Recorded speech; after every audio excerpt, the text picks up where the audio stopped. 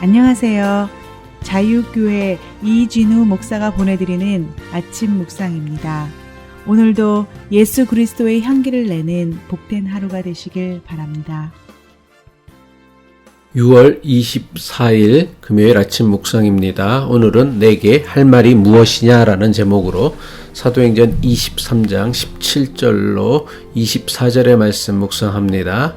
바울이 한 백부장을 청하여 이르되 이 청년을 천부장에게로 인도하라. 그에게 무슨 할 말이 있다 하니 천부장에게로 데리고 가서 이르되 제수 바울이 나를 불러 이 청년이 당신께 할 말이 있다 하여 데리고 가기를 청하더이다 하매 천부장이 그의 손을 잡고 물러가서 조용히 묻되 내게 할 말이 무엇이냐 대답하되 유대인들이 공모하기를 그들이 바울에 대하여 더 자세한 것을 묻기 위함이라 하고 내일 그를 데리고 공회로 내려오기를 당신께 청하자 하였으니 당신은 그들의 청함을 따르지 마옵소서. 그들 중에서 바울을 죽이기 전에는 먹지도 않고 마시지도 않기로 맹세한 자 40여 명이 그를 죽이려고 숨어서 지금 다 준비하고 당신의 허락만 기다리나이다 하니 이에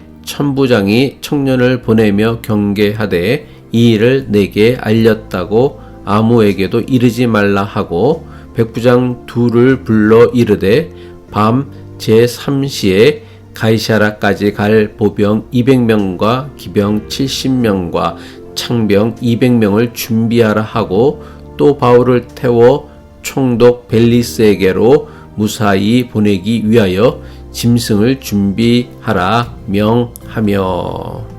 한 주간도 수고 많으셨습니다. 오늘도 주님께 영광 돌리는 복된 하루 되시기를 바라며 금요일 아침 묵상 시작합니다. 바울을 반드시 죽여야겠다는 일념으로 예루살렘 유대인 40명이 암살단을 만듭니다.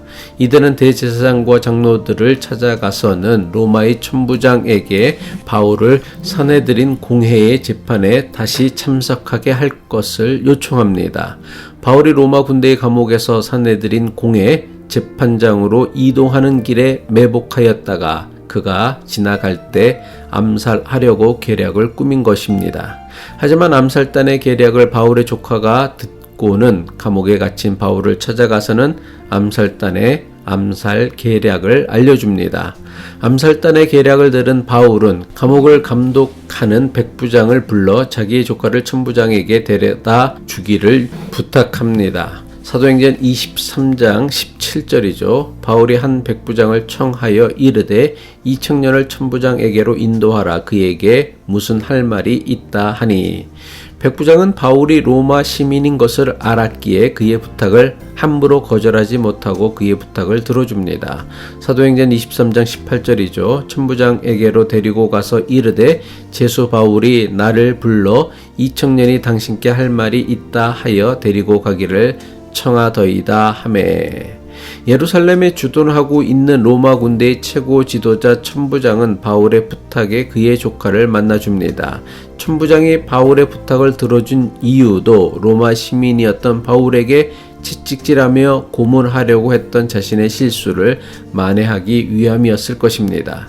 천부장은 자신의 조카를 찾아온 바울의 조카에게 묻습니다. 사도행전 23장 19절이죠. 천부장이 그의 손을 잡고 물러가서 조용히 묻되 내게 할 말이 무엇이냐. 천부장의 질문에 바울의 조카는 자신이 들은 유대인 암살단의 계략에 대해 자세하게 설명합니다. 사도행전 23장 20절로 21절 바울의 조카가 천부장에게 설명하는 말씀입니다. 대답하되 유대인들이 공모하기를 그들이 바울에 대하여 더 자세한 것을 묻기 위함이라 하고 내일 그를 데리고 공회로 내려오기를 당신께 청하자 하였으니 당신은 그들의 청함을 따르지 마옵소서. 그들 중에서 바울을 죽이기 전에는 먹지도 않고 마시지도 않기로 맹세한 자 40여 명이 그를 죽이려고 숨어서 지금 다 준비하고 당신의 허락만 기다리나이다 하니.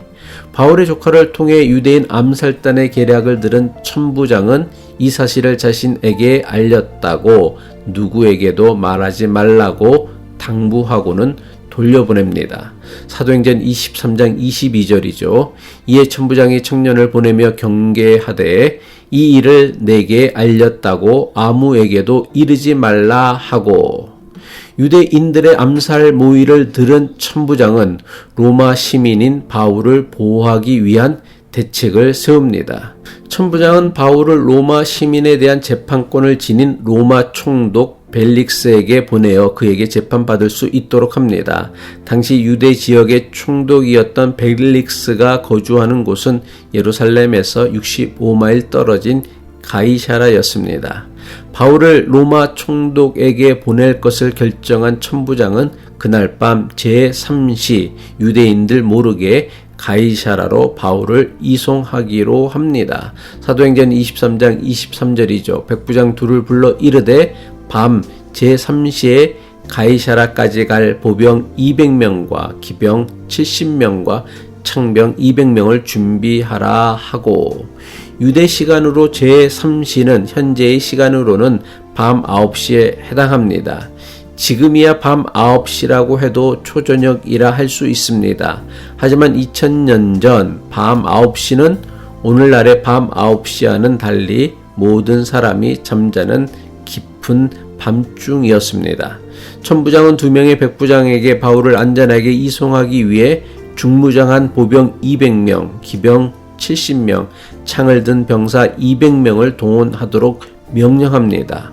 바울을 태우고 갈 짐승도 별도로 준비하게 했습니다. 사도행전 23장 24절이죠. 또 바울을 태워 총독 벨리스에게로 무사히 보내기 위하여 짐승을 준비하라 명하며, 천부장은 유대인 암살단 40명으로부터 바울을 안전하게 이송하기 위해 한밤중에 470명의 로마 군인을 동원한 것입니다. 천부장은 1000명의 군인을 통솔하는 지휘관을 의미합니다. 천부장은 바울을 가이사라로 안전하게 호송하기 위해 자기 휘하의 부대 절반을 동원한 것입니다.